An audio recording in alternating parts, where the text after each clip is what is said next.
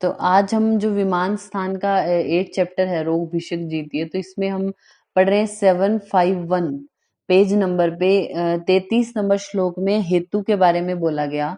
अथ हेतु, अब हेतु क्या होता है हाईलाइट करना। हेतु नाम उपलब्धि कारणम, यानी उपलब्धि जो होती है यानी ज्ञान का जो कारण है उसको क्या बोलते हैं हेतु।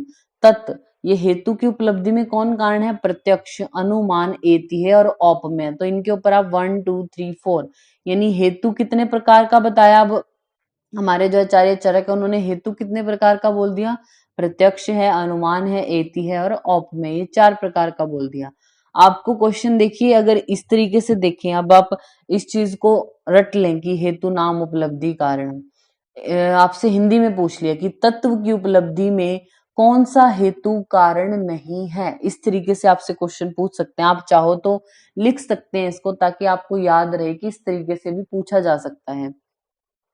तत्व की उपलब्धि में कौन सा हेतु कारण नहीं है? ऑप्शन है आपके पास युक्ति, सेकंड इज प्रत्यक्ष, थर्ड इज औपमेय, फोर्थ इज एतिह्य। युक्ति, प्रत्यक्ष, औपमेय और एतिह्य। तो इसका आंसर जाएगा, और युक्ति मीन्स तत्व की उपलब्धि में ये कारण नहीं है, क्योंकि अभी हमने पढ़े उपलब्धि में कारण को हम बोलते हैं कि हेतु। तो हेतु 4 बोले आचार्य चरक ने। अब यहाँ पे प्रत्यक्ष, अनुमान, एतिह्य और औपमेय, उपमान को बोला, युक्ति प्रमाण यहाँ पे नहीं चलाया आचार्य जो चरक है उन्होंने। नेक्स्ट है 34 नंबर श्लोक, यहाँ पे बोला अथ दृष्टांत। अब दृष्टांत क्या होता है? एग्जाम्पल जो हम देते हैं। तो हाईलाइट करना, दृष्टांतो नाम यत मूर्ख विदुषाणाम बुद्धि सात्म्यम यो वर्ण्यम वर्ण्यति, मीन्स जो एक समान से समझ सके, दोनों बुद्धि वाले, जैसे मूर्ख होते हैं जो और विद्वान, विदुषाणाम मीन्स जो विद्वान है, दोनों बुद्धि एक ही समान हो, मतलब समान रूप से जिसको समझ जाए। अब कोई बहुत इंटेलिजेंट है और एक जिसकी थोड़ी अवर बुद्धि है वो भी बैठा है, तो आप क्या करते हो? एग्जाम्पल देते हो। इस एग्जाम्पल से जो मंद बुद्धि है उसको तो क्लियर हो ही जाएगा, और जो ज्यादा बुद्धि वाला है उसको भी अच्छे से समझ आ जाएगी चीज। तो उसको क्या बोला जाता है? दृष्टांत बोला जाता है। जैसे आप बोलोगे अग्नि उष्ण है, जल द्रव होता है। अब ये तो सबने देखा है ना, पानी जो है हमारा लिक्विड है। तो उस तरीके से ऐसा कुछ एग्जाम्पल आप देख के उसको बोलोगे, यानी मूर्ख और विदुष जो विद्वान है उन दोनों को जब समझ आ जाए जिसकी हेल्प से, उसको उदाहरण बोला जाता है।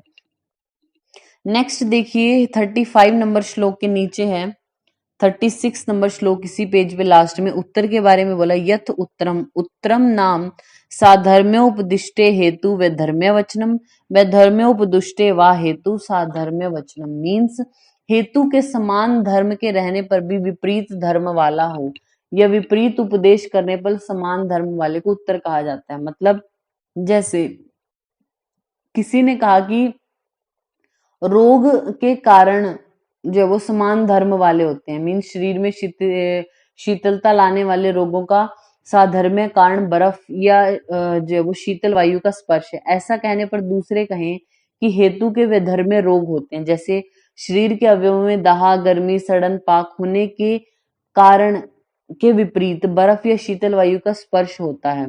मीन्स विपरीतता देखते हुए, या तो आप डायरेक्ट किसी चीज को बोल दो कि कोई चीज उष्ण है इस वजह से है, तो वो आपका उत्तर होगा। या फिर आप उसको अपोजिट करके जब बताते हैं ना कि देखिए ये चीज उष्ण है तो इसके अपोजिट ऐसा शीतल होता है, जब आप विपरीत करके बताते हो वो भी आपका उत्तर कहलाता है। नेक्स्ट है हमारा इंपॉर्टेंट है 37 नंबर श्लोक में सिद्धांत के बारे में बोला। फर्स्ट लाइन को आप हाईलाइट कर लीजिए, सिद्धांतों नाम स ये परीक्षके बहुविध परीक्षकम हेतु भी साधित्वा स्थापित निर्णय, मीन्स परीक्षके बहुविध परीक्षे, यानी बहुत सारे लोग सिद्धांत क्या बनाते हैं। हम कभी भी कोई ऐसे थोड़ी ना कोई रूल्स बनते हैं, तो ये थोड़ी ना आपने बोल दिया कि हम इतने बजे खाना खाएंगे तो सब उस चीज को मानेंगे, ऐसा तो नहीं होता। जो परीक्षक होते हैं मीन्स जो किसी एक ऐसे लेवल पर हो, वो भी अकेला कोई निर्णय नहीं ले सकता, वो पहले कॉन्फ्रेंस करते हैं, बहुत सारे उसकी परीक्षा की जाती है हर प्रकार से कि ये चीज ठीक है या नहीं है, तब उसको एक निर्णय लगाया जाता है, सभी की एक बार मीटिंग होगी, सब एक चीज डिसाइड करेंगे, उस एक डिसीजन को क्या बोला जाएगा, फिर सिद्धांत बोला जाएगा। तो मीन्स क्या बोला गया, परीक्षकों के द्वारा जो हमारे, जैसे अगर कोई रूल बनाना है कॉलेज में, किसी भी इंस्टीट्यूट में, देन क्या किया जाता है, जो प्रिंसिपल है, जो हेड है वहां के, वो क्या करते हैं, टीचर्स के साथ मीटिंग करते हैं, डिस्कस किया जाता है, फिर एक रूल बनाएंगे ना। तो जो परीक्षक होते हैं वो अनेक बार जो परीक्षक विषय उनकी परीक्षा करके, ये सब कंक्लूड करके क्या करते हैं, लास्ट में जो एक निर्णय लेते हैं, डिसीजन लेते हैं, दैट इज नोन एज सिद्धांत। स चतुर्विदो हाईलाइट किया, ये 4 प्रकार का होता है। कौन सा, सर्वतंत्र सिद्धांत, प्रतितंत्र सिद्धांत, अधिकरण और अभ्युपगम।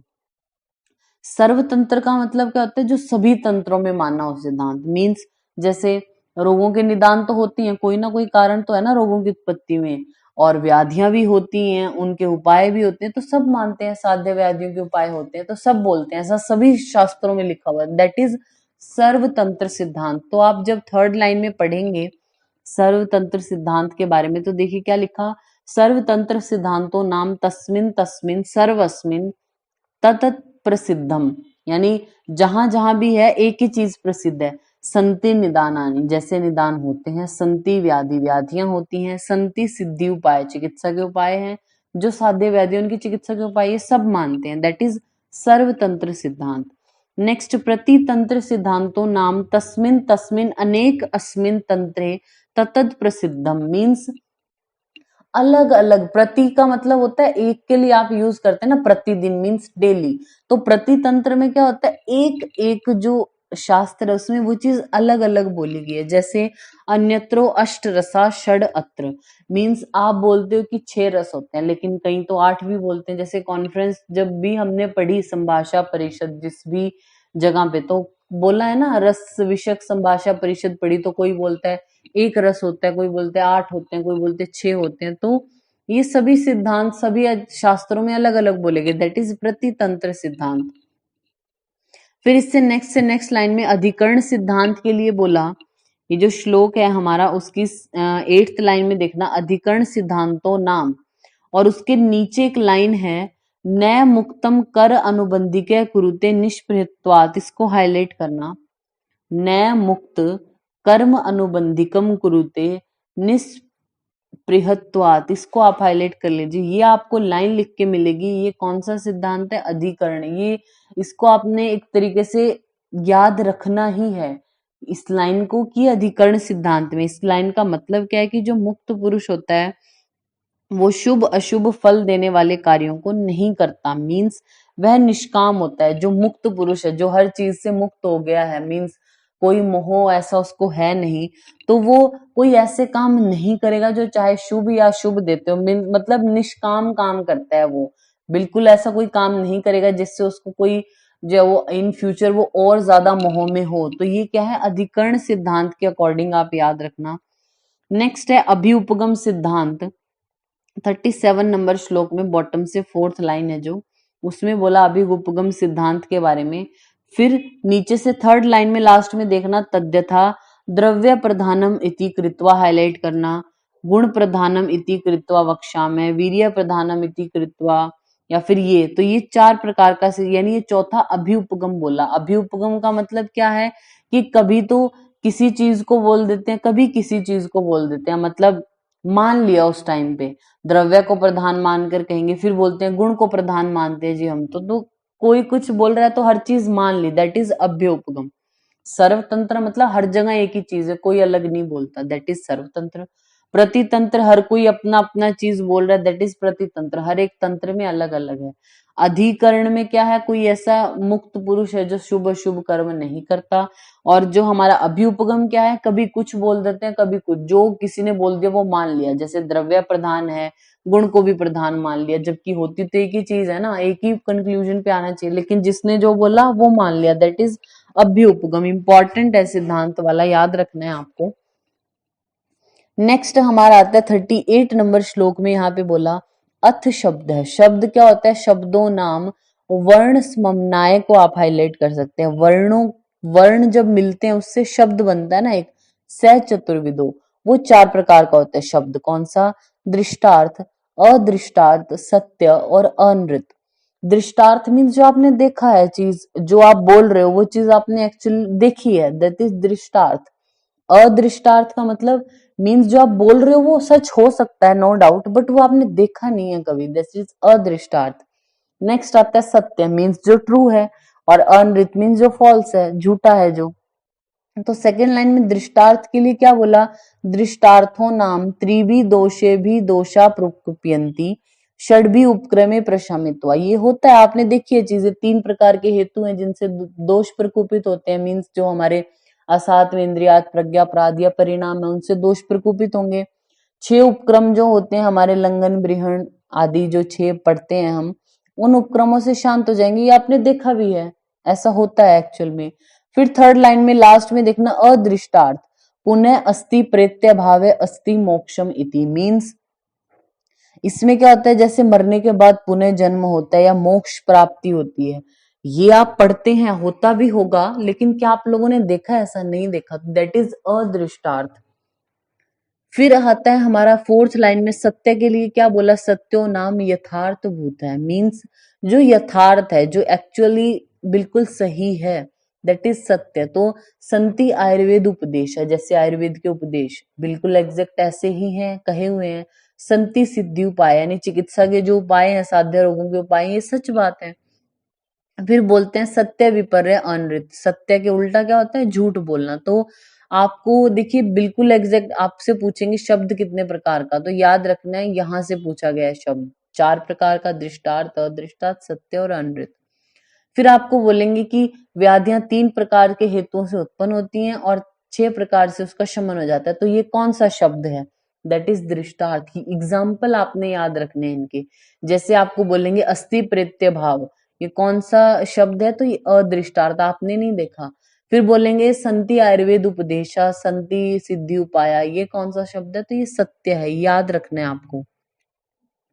फिर आता है हमारा 39 नंबर श्लोक में, यहाँ पे क्या बोला गया, अथ प्रत्यक्षम, प्रत्यक्ष क्या है, प्रत्यक्षम नाम यद आत्मना च इंद्रियश्च स्वयं उपलभ्यते, आत्मा है, पंच इंद्रियां, उनने खुद जिस चीज को जाना है, दैट इज प्रत्यक्ष, ये आप हाईलाइट कर सकते हैं।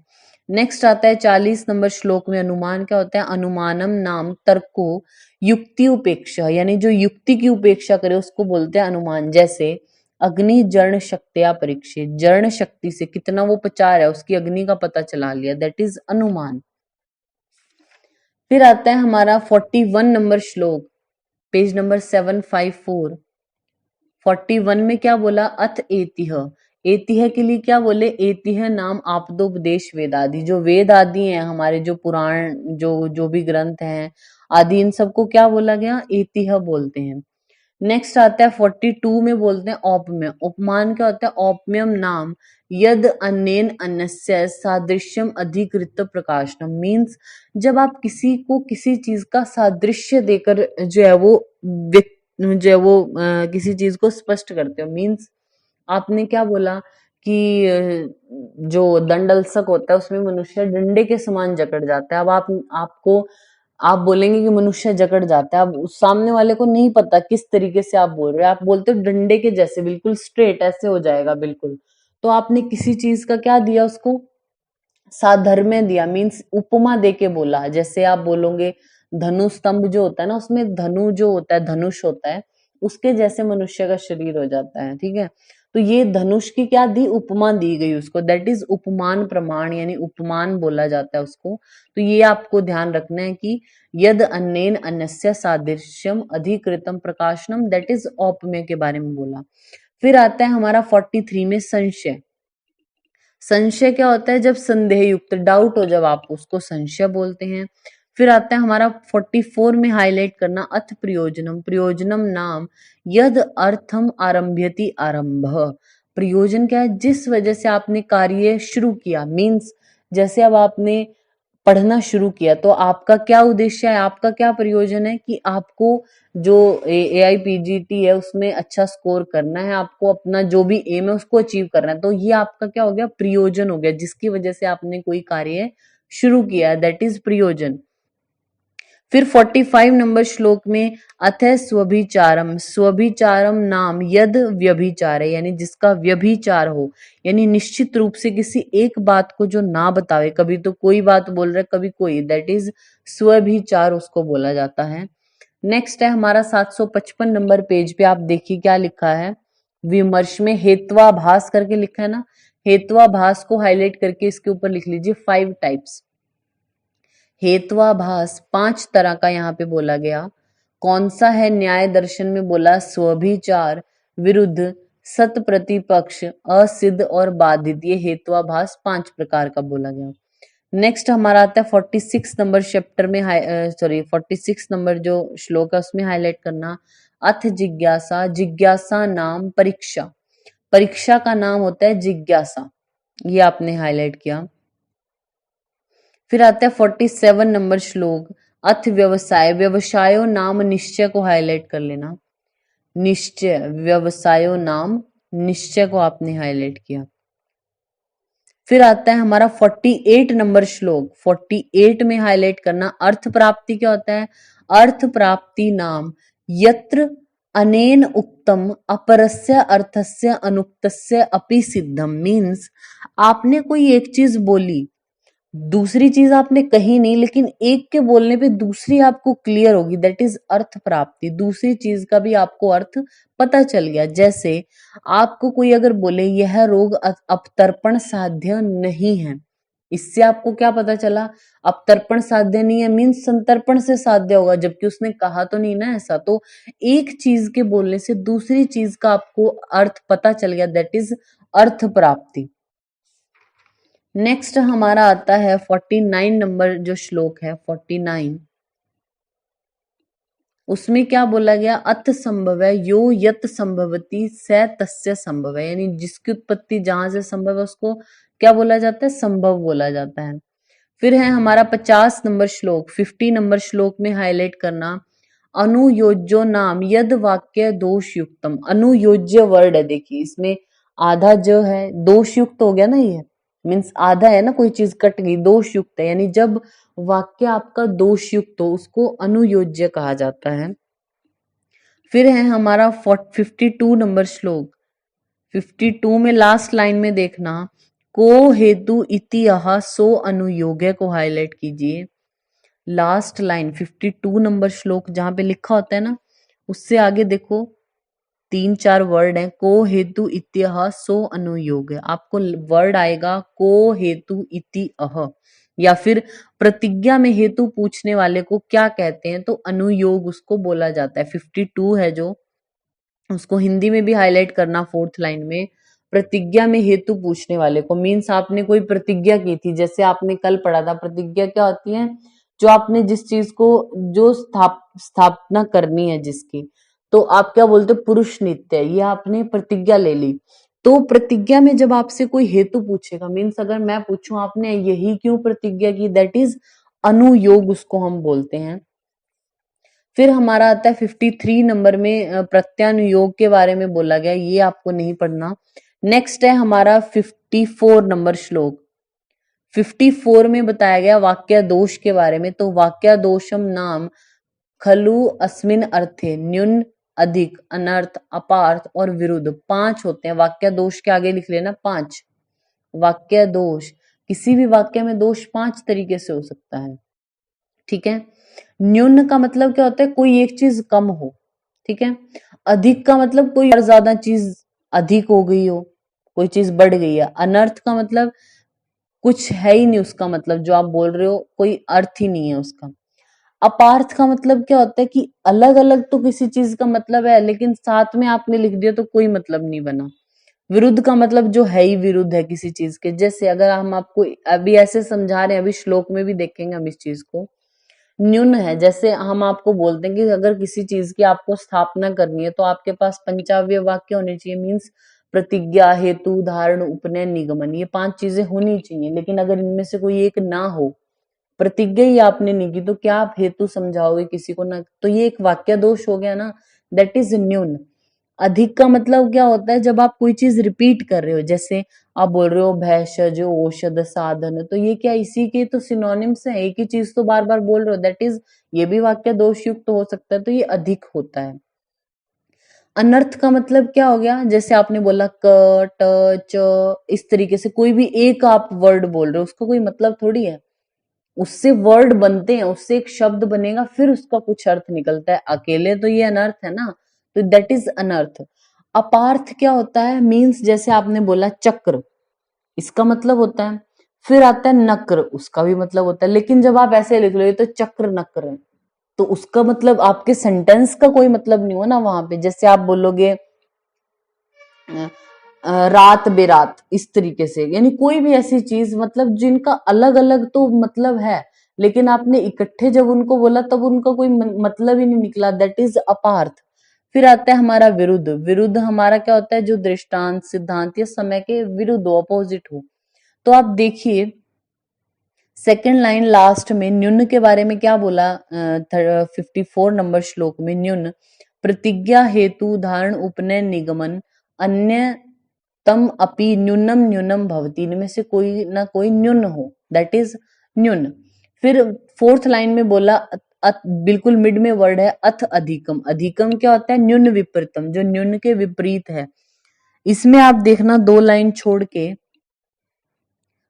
यानी आपकी जो श्लोक की लाइन है उसमें सिक्स्थ लाइन देखना, सिक्स्थ लाइन में बिल्कुल मिड से थोड़ा आगे की तरफ देखना, तच्च पुनर उक्तम द्विविधम। ये जो अधिक होता है ये दो तरीके का होता है, या तो अर्थ पुनरुक्त या फिर शब्द पुनरुक्त।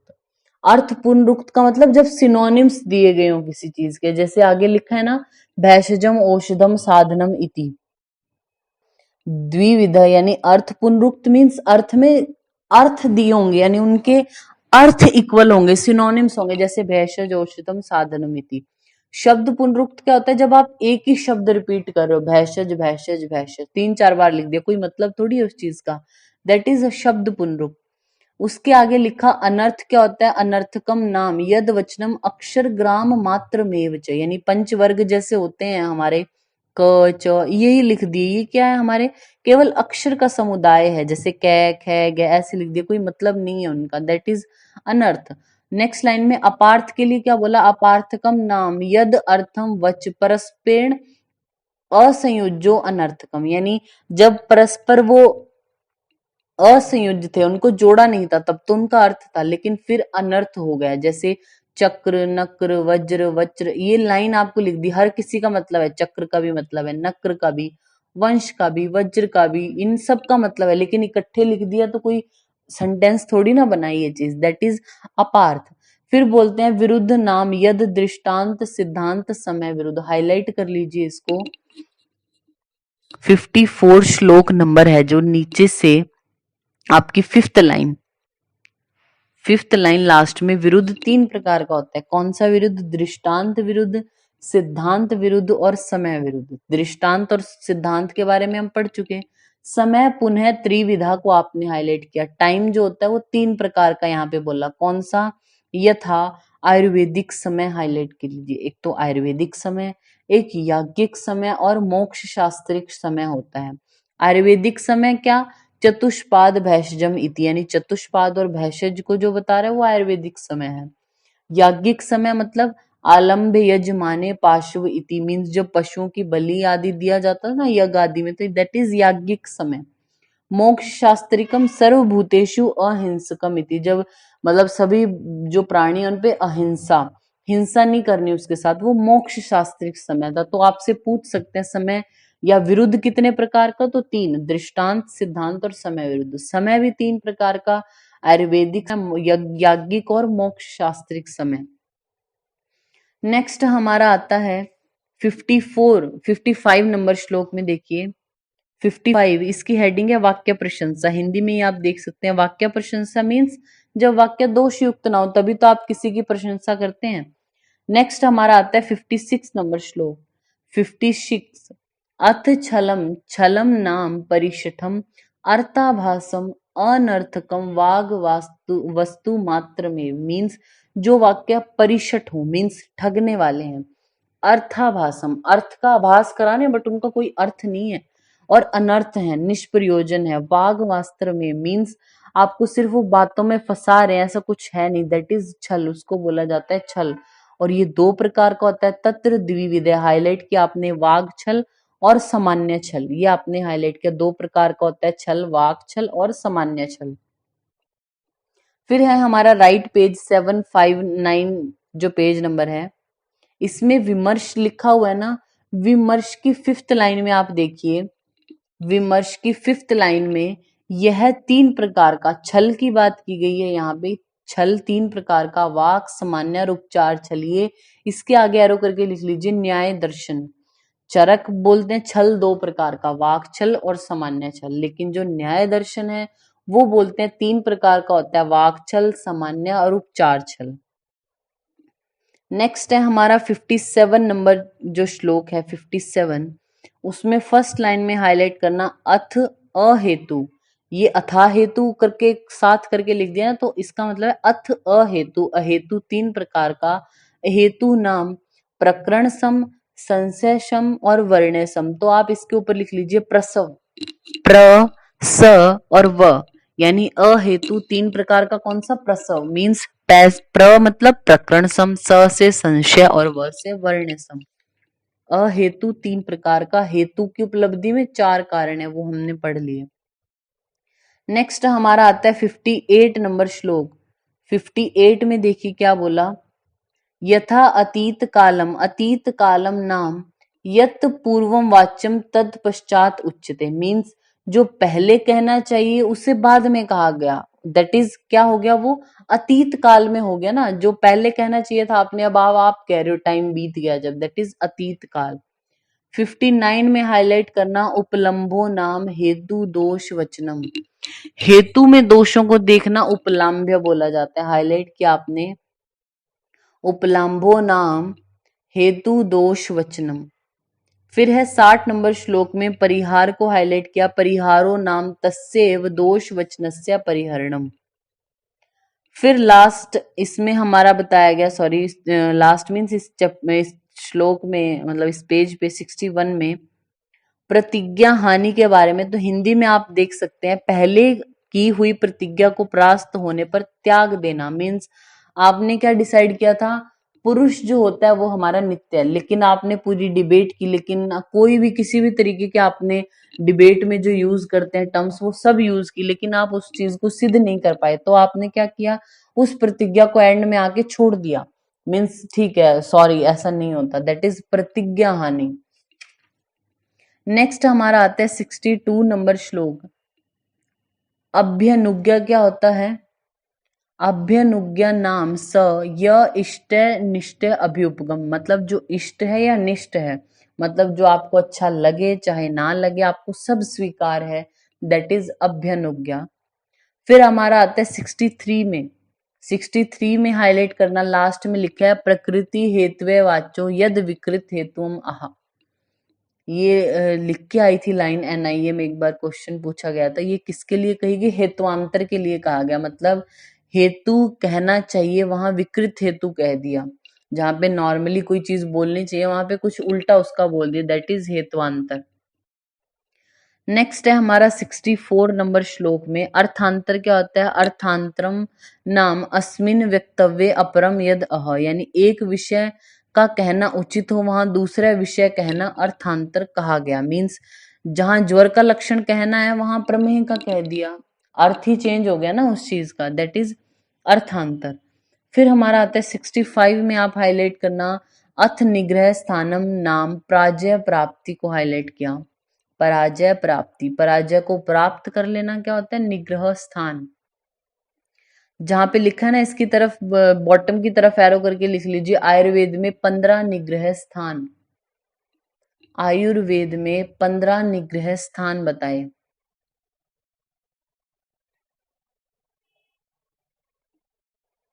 पंद्रह निग्रह स्थान आपने हाईलाइट किया, आपसे पूछे निग्रह स्थान तो 15 है, और निग्रह स्थानम नाम पराजय प्राप्ति आपने हाईलाइट किया।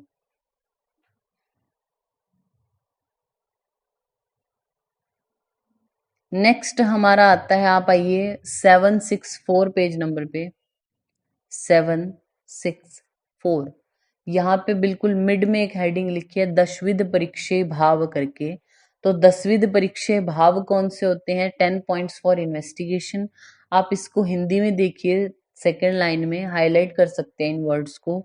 कारण, करण, कार्य योनि, कार्य, कार्यफल, अनुबंध, देश, काल, प्रवृत्ति और उपाय, ये 10 चीजों को दशविध परीक्षे भाव बोला गया है।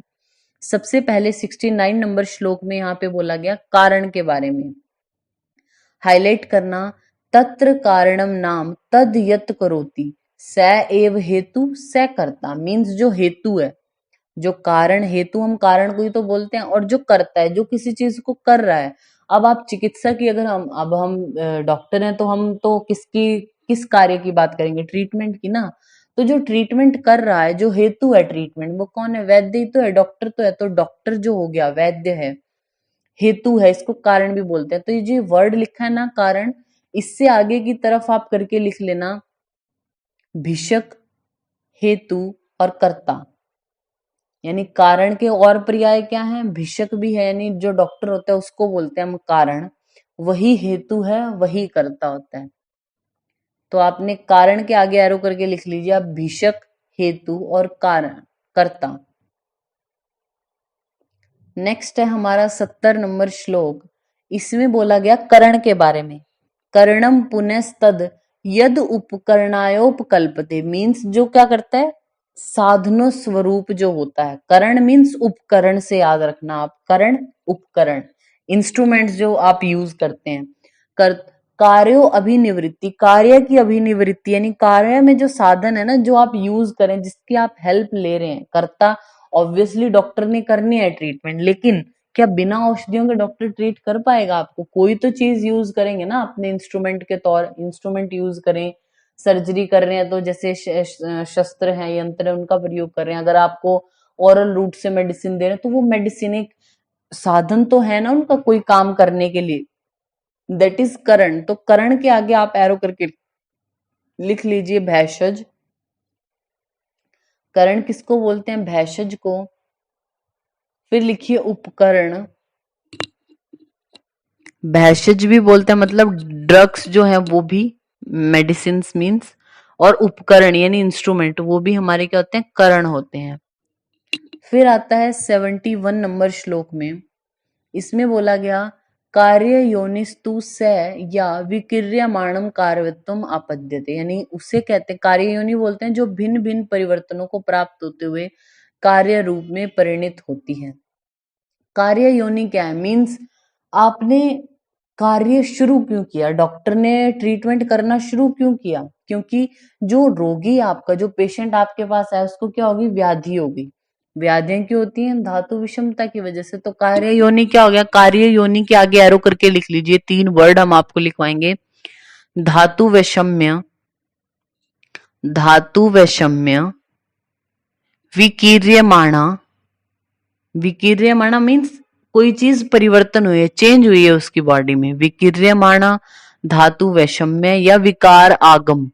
विकार मीन्स रोग, आगम मीन्स आना, रोगों का आना। तो वो कार्य योनि है, उसी की वजह से तो ट्रीटमेंट शुरू कर रहे हैं ना आप। कार्य की योनि क्या है? यानी रोग आए तभी तो आपने शुरू किया। तो कार्य योनि क्या होती है? धातु वैषम्य, विकीर्यमाणा या विकार आगम।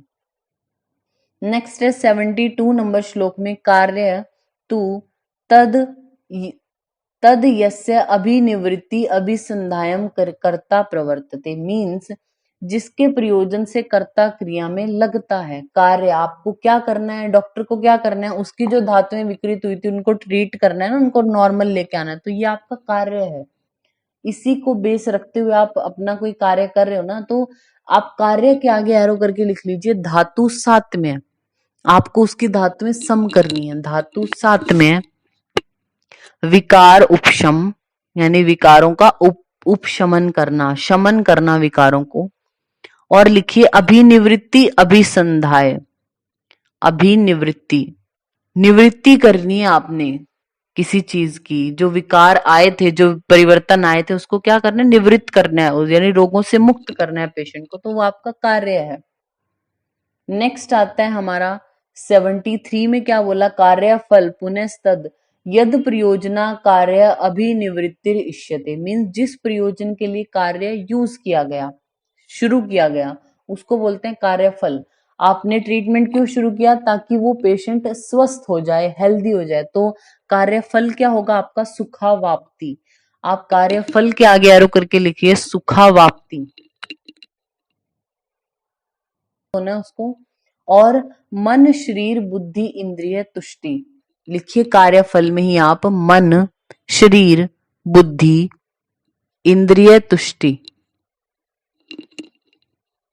नेक्स्ट आता है हमारा अनुबंध। अनुबंध खलु से कर्ता अवश्यम अनुबंधनाति। अनुबंध का मतलब होता है जो कार्य करने के बाद, कार्य के द्वारा अच्छा या बुरा फल कर्ता को अवश्य भोगना पड़ता है। मीन्स आपने कोई भी ट्रीटमेंट कर दिया पेशेंट का, ठीक है, ट्रीटमेंट चाहे वो अच्छा हो, मतलब बुरा किया हो या आपने अच्छा किया, तो फल तो भोगना पड़ेगा ना पेशेंट को। अच्छा किया तो वो क्या हो जाएगा? बिल्कुल ठीक हो जाएगा। मीन्स उम्र बढ़ गई ना उसकी, अब ट्रीट हो गया, वो तो हेल्दी हो जाएगा। उम्र बढ़ गई तो अनुबंध, जिस जो रिजल्ट उसको भुगतना पड़ेगा, दैट इज अनुबंध बोलते हैं उसको, जो उसके साथ रहेगा ही। मीन्स अगर आपने ट्रीट कर दिया तो प्राणों के साथ उसका संयोग बना रहेगा ना, उसकी आयु बनी रहेगी, दैट इज अनुबंध। तो आप ये वर्ड याद रखना, एक तो अनुबंध का कर्ता अवश्यम अनुबंध नाती, और एक लिखिए आयु और प्राणे सह संयोग है। अनुबंध का मतलब आयु भी होता है। आपने ट्रीट कर दिया तो आयु तो बढ़ेगी ना पेशेंट की, तो अनुबंध का मतलब आयु और प्राणे सह संयोग है, प्राणों के साथ योग संयोग बना रहता है उसका। नेक्स्ट है 75 नंबर श्लोक में देश में हाईलाइट करना, देशस्तु अधिष्ठानम। देश का मतलब अधिष्ठान, जो चीज जहां पे रह रही है, चाहे वो रोगी हो, औषध हो, तो उनको देश बोला जाता है। देश के आगे एरो कर लीजिए भूमि और आतुर देश, भूमि और आतुर देश। नेक्स्ट आता है हमारा कालय पुरय परिणामम। काल का मतलब परिणाम होता है, मीन्स टाइम, यानी संवत्सर है या आतुर काल जो भी होता है वो हमारा होता है काल। फिर है प्रवृत्ति। प्रवृत्तिस्तु खलु चेष्टा कार्यार्था सैव क्रिया कर्म यतन कार्य सम आरंभ। ये पर्याय बोले हैं प्रवृत्ति के। मीन्स जब आप, अब आपने सोच लिया कि मैंने ये ट्रीटमेंट देना है इस पेशेंट को, इस डिजीज में देना है, आपको सब कुछ समझ में आ गया, आप कोई एफर्ट कर ही नहीं रहे उसको ट्रीट करने के लिए, तो ट्रीट नहीं हो पाएगा ना। आपके पास देखिए, आप किसी पेशेंट को बुखार हो रहा है, आपके पास आया, उसको नहीं पता उसको क्या लेना है, बुखार के साथ आया है पेशेंट, आप बैठे हो, आपने उसको जो वो उसकी प्रकृति परीक्षा, हर तरीके से परीक्षा कर लिया, आपने एंड रिजल्ट निकाला कि आप इसको अगर गुडुची सत्व देते हो या गुडुची जो घनवटी है वो देते हो तो ट्रीट हो जाएगा पेशेंट, आपके पास औषधि भी पड़ी है। लेकिन जब तक आप उठ के उसको वो चीज दोगे नहीं, उसको समझाओगे नहीं, तो वो क्या ठीक ठीक हो जाएगा? तो आपको प्रवृत्ति, कुछ एफर्ट तो करने पड़ेंगे। दैट एफर्ट इज प्रवृत्ति। उस चीज में आपको इन्वॉल्व होना पड़ेगा, कोई काम तो स्टार्ट करना ही पड़ेगा ना, दैट इज योर प्रवृत्ति, यानी कार्य को आरंभ करना पड़ेगा, उसको बोला जाता है प्रवृत्ति। 78 नंबर श्लोक में बताया गया उपाय के बारे में हाईलाइट करना, उपाय पुनः त्रयाणाम कारण आदि नाम सौष्ठम अभिविधानम च सम्यक। मीन्स कारण आदि नाम, कारण आदि तीन, कारण आदि तीन कौन से? पहले तीन, मीन्स कारण, करण और कार्य योनि। इसलिए बोला था ये सीक्वेंस याद रखना आप। एक तो कारण है जो, यानी वैद्य, करण मीन्स उपकरण यानी इंस्ट्रूमेंट या मेडिसिन वो, और कार्य योनि क्यों शुरू किया? क्योंकि धातु में विषम हुई। तो ये तीन, इन तीनों के सौष्ठव मीन्स इनके कार्य के अनुरूप या फिर कार्य उत्पादक अवस्थिति का सम्यक रूप से होना उपाय कहलाता है। तो ये हमारे क्या हो गए, जो दशविध परीक्षी भाव है, इनके बारे में आपने पढ़ा। फिर आप आइए 80 नंबर श्लोक, 80 नंबर श्लोक, उसकी जस्ट हेडिंग को आप जो है वो बॉक्स में बंद कर लीजिए। वमन आदि विषयक 9 प्रश्न। इस चैप्टर में वमन आदि विषयक 9 प्रश्न बोले हैं आचार्य जो हमारे चरक हैं उन्होंने। तो वमन आदि विषयक 9 प्रश्न है यहाँ पे, ये आपने याद रखना है। फिर देखिए 83 नंबर श्लोक, 83 फर्स्ट लाइन को हाईलाइट करना, द्विविधा तु खलु परीक्षा ज्ञानवताम प्रत्यक्ष अनुमानम। जो पहले भी पढ़ चुके हैं हम, जो ज्ञानवान मनुष्य है उसके लिए तो परीक्षा दो ही प्रकार की होती है, कौन सी? प्रत्यक्ष एंड अनुमान। तो आज हम इतना ही पढ़ते हैं हम इस चैप्टर में, 8 चैप्टर में।